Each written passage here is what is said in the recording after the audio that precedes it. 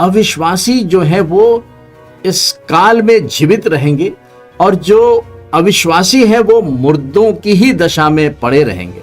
ये बात आगे चल के समझ में आएगी कि संसार में बचे लोगों में भय का आतंक और आशाहीन दशा होगी। इस संसार में एक अफवाह सी फैल जाएगी और लोग ये सोचेंगे कि एलियंस लोगों को इस पृथ्वी पर से उठा ले गए।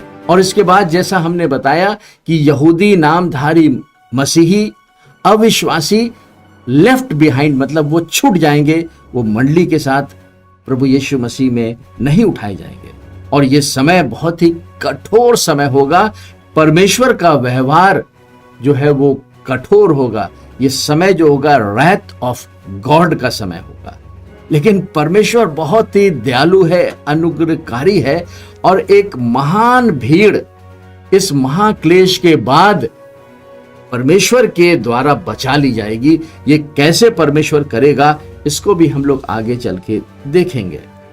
फिर जो दूसरी बात है वो ये समझ में आती है कि जो मृतक अविश्वासी कब्रों में हैं वो कब्रों में ही बने रहेंगे और इस 7 साल के बाद प्रभु यीशु मसीह का 1000 साल का मिलेनियम किंगडम का समय भी आएगा, जिसमें प्रभु यीशु मसीह इस पृथ्वी पर अपने संतों के साथ राज्य करेंगे। और फिर 1000 साल के मिलेनियम किंगडम के बाद वो लोग जो अविश्वासी हैं और कब्रों में ही पड़े हैं वो फिर से जिंदा होकर के और उस व्हाइट थ्रोन जजमेंट के सामने खड़े होंगे कि उनके ऊपर प्रभु यीशु मसीह न्याय के दंड की आज्ञा को सुनाए। बहुत ही भयानक समय होगा और इसीलिए आज ये समय है कि हम प्रभु यीशु मसीह को अपने जीवन का उद्धारकर्ता और मुक्तिदाता करके ग्रहण कर लें। तो जैसा हमने देखा कि अविश्वासी श्वेत सिंहासन के सामने खड़े किए जाने के लिए जिलाए जाएंगे, इस प्रकार दूसरे पुनरुत्थान में अविश्वासी दंड के लिए जी उठेंगे, जबकि पहला पुनरुत्थान रैप्चर के समय हो चुका होगा।